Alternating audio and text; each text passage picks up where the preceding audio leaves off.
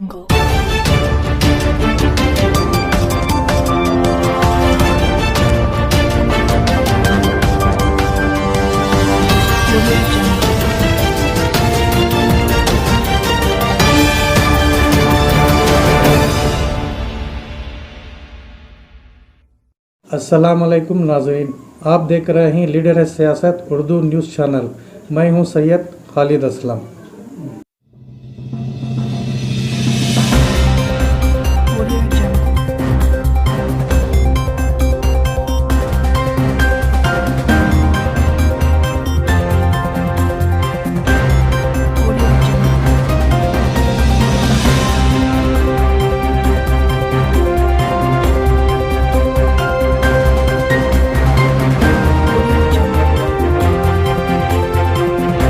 ಬೇರೆ ಬೇರೆ ಕಾರಣಗಳಿಂದ ಆಗುತ್ತೆ. ಒಂದನೇದು ನಮ್ಮಲ್ಲಿ ಲಾಕ್ಡೌನ್ ಇರ್ತಕ್ಕಂಥ ಕಡೆ ಜನರು ತಮ್ಮ ಮನೆಯಲ್ಲಿ ಇರ್ತಿದ್ರೆ ಖಂಡಿತ ಇದರ ಪ್ರಮಾಣ ಕಡಿಮೆ ಆಗೋದು.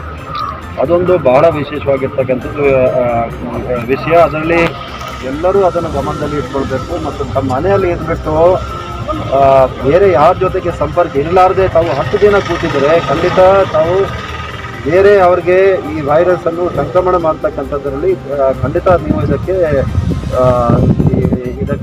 ಸಹಾಯ ಆಗ್ತೀರಿ. ಮತ್ತು ಟೆಸ್ಟಿಂಗ್ ವಿಷಯ ಏನಿದೆ, ನಾವು ಟೆಸ್ಟಿಂಗ್ ಬಗ್ಗೆ ಟಾರ್ಗೆಟೆಡ್ ಟೆಸ್ಟಿಂಗನ್ನು ಮಾಡ್ತಾಯಿದ್ದೀವಿ. ಟಾರ್ಗೆಟೆಡ್ ಟೆಸ್ಟಿಂಗ್ ಅಂದರೆ ಯಾರ್ಯಾರಿಗೂ ಸಿಂಪ್ಟಮ್ ಇದೆ, ಲಕ್ಷಣಗಳು ಇದ್ದಾವೆ, ಲಕ್ಷಣಗಳು ಇರ್ತಕ್ಕಂಥದ್ದು ಮತ್ತು ಪ್ರೈಮರಿ ಕಾಂಟ್ಯಾಕ್ಟ್ಗೆ ಒಂದು ಆದ್ಯತೆ ಕೊಡ್ತಕ್ಕಂಥದ್ದು ನಾವು ಮಾಡ್ತಿದ್ದೀವಿ. ಇಂದಿನ ಸಮಯದಲ್ಲಿ ಕೆಲವು ಇಂಡಿಸ್ಕ್ರಿಮಿನೇಟ್ ಟೆಸ್ಟಿಂಗ್ ಆಗಿ ಅದನ್ನು ಕೆಲವು ಅಡ್ರೆಸ್ನಲ್ಲಿ ಸರಿಯಾಗಿ ರೆಕಾರ್ಡ್ ಆಗದೇ ಇರೋದರಿಂದ, ಅವರ ಅಪ್ಲೋಡಿಂಗ್ನಲ್ಲಿ ಡಿಲೇ ಆಗ್ತಾ ಇರೋದರಿಂದ ಹಲವಾರು ಕಡೆ ಡಿಲೇ ಆಗಿದೆ.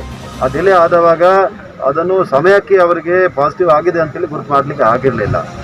ಆದರೆ ಈಗ ನಾವು ಅದನ್ನು 24 ತಾಸು ಒಳಗೆ ಅದನ್ನು ಟೆಸ್ಟಿಂಗ್ ಮಾಡ್ತಕ್ಕಂಥದ್ದು ಮತ್ತು ಅದಕ್ಕೆ ರಿಸಲ್ಟ್ಸ್ ಬರ್ತಕ್ಕಂಥದ್ದು ನಾವು ಮಾಡ್ತಾಯಿದ್ದೀವಿ. ಬರುವ ದಿನಗಳಲ್ಲಿ ಅವಶ್ಯಕತೆಗೆ ತಕ್ಕಂತೆ ಅದನ್ನು ಟೆಸ್ಟಿಂಗನ್ನು ಹೆಚ್ಚು ಮಾಡ್ತಕ್ಕಂಥದ್ದು ಕೂಡ ನಾವು ಮಾಡ್ತೀವಿ. ಅಲ್ಲ, ಟಾರ್ಗೆಟ್ ಅಂತೂ ನಾವು ಕೊಟ್ಟಿಲ್ಲ. ಟಾರ್ಗೆಟೆಡ್ ಅಂದರೆ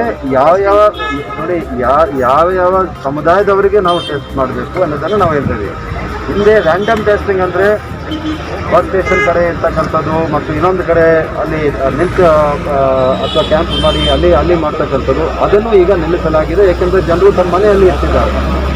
ಹಾಗಾಗಿ ಅದು ಬಸ್ ಸ್ಟೇಷನ್ನಲ್ಲಿ ಒಂದು ರ್ಯಾಂಡಮ್ ಟೆಸ್ಟಿಂಗ್ ಮಾಡ್ತಕ್ಕಂಥದ್ದು ಅಷ್ಟು ಸಾರ್ಥಕವಾಗಿರುವುದಿಲ್ಲ.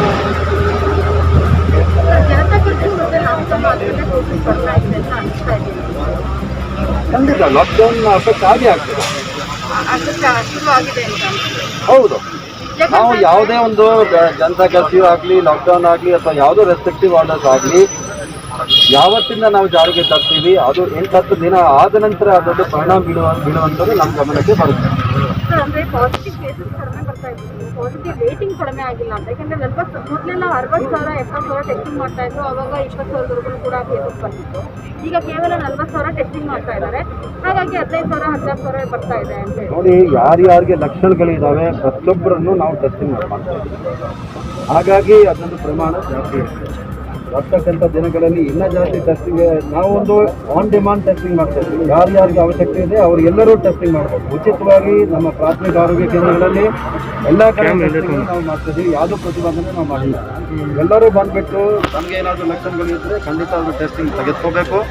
ಮತ್ತು ಅದೇ ರೀತಿಯಲ್ಲಿ ಪ್ರೈವೇಟ್ ಲ್ಯಾಬ್ಸ್ನಲ್ಲಿ ಕೂಡ ಯಾವುದೇ ಪ್ರತಿಬಂಧನೆ ಇಲ್ಲದೆ ಈಗ ಟೆಸ್ಟಿಂಗನ್ನು ಮಾಡ್ಬೋದು. ಅದಕ್ಕೆ ಯಾವುದೇ ಒಂದು ರೆಸ್ಟ್ರಿಕ್ಷನ್ಸ್ ಇಲ್ಲ. ಇನ್ನು ಬರ್ತಕ್ಕಂಥ ದಿನಗಳಲ್ಲಿ ಎಲ್ಲೆಲ್ಲಿ ನಮಗೆ ಹೆಚ್ಚು ಸಂಖ್ಯೆಯಲ್ಲಿ ಕಂಡು ಬರ್ತದೆ ಅಲ್ಲಿ ಕೂಡ ನಾವು ಸ್ಪೆಸಿಫಿಕ್ ಆಗಿ ಇನ್ನಷ್ಟು ಟೆಸ್ಟಿಂಗ್ ಮಾಡ್ತೀವಿ. ವ್ಯಾಕ್ಸಿನ್ಸ್ ಪೂರೈಕೆ ಈಗ ಇತ್ತೀಚಿನ ದಿನಗಳಲ್ಲಿ ಅದನ್ನು ಖಂಡಿತ ಸುಧಾರಣೆ ನಾವು ನೋಡಿದ್ದೀವಿ. ಮತ್ತು ಅದರ ಜೊತೆಗೆ ಸರ್ಕಾರದವರು ಈಗಾಗಲೇ ಆಜ್ಞೆಯನ್ನು ಹೊರಡಿಸಿದ್ದಾರೆ. 45 ವರ್ಷ ಮೇಲ್ಪಟ್ಟಿರೋದನ್ನು 2ನೇ ಡೋಸ್ಗಾಗಿ ಒಂದು ಪ್ರಾತಿನಿಧ್ಯ ನೀಡ್ತಕ್ಕಂಥದ್ದು. ಆ ದಿಕ್ಕಿನಲ್ಲಿ ಈಗಾಗಲೇ ನಾವು 45 ಮೇಲ್ಪಟ್ಟವರಿಗೆ 2ನೇ ಡೋಸ್ ಕೊಡೋಕ್ಕೆ ಒಂದು ಕ್ರಮವನ್ನು ಕೈಗೊಂಡಿದ್ದೀವಿ. ಮತ್ತು ಅದರ ಜೊತೆಗೆ ಈ ಕೋವಿಶೀಲ್ಡ್ನಲ್ಲಿ ತಮಗೆ ಗೊತ್ತಿರುವ ಹಾಗೆ 12 ವಾರ ಆದ ನಂತರ 2ನೇ ಡೋಸ್ ಪಡೆಯುವಂಥದ್ದಿದೆ. ಅಂಥ ಸಂದರ್ಭದಲ್ಲಿ ಎಲ್ಲಿ ಅವಶ್ಯಕತೆ ಇದೆ ಅದರಲ್ಲಿ ನಾವು ನಮಗೆ 2ನೇ ಡೋಸ್ ನಮಗೆ ಬರ್ತಾ ಇಲ್ಲ ಅಂದಾಗ ನಾವು ಮೊದಲನೇ ಡೋಸ್ ಕೂಡ ಒಂದು ಪ್ರಾತಿನಿಧ್ಯವನ್ನು ಕೊಡ್ತಾ ಇದ್ದೀವಿ. 45 ವರ್ಷ ಮೇಲ್ಪಟ್ಟಿರುವವರನ್ನು ಮೊದಲನೇ ಡೋಸ್ ಕೂಡ